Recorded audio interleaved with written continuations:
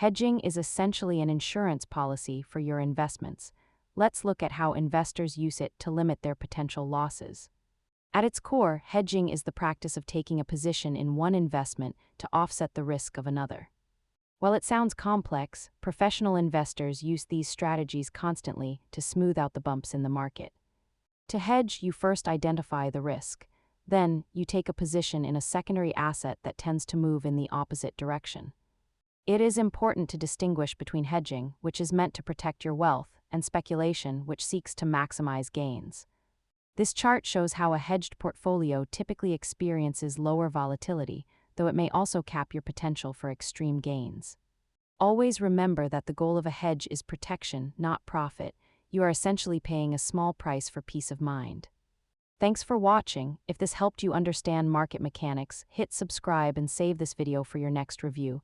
See you next time.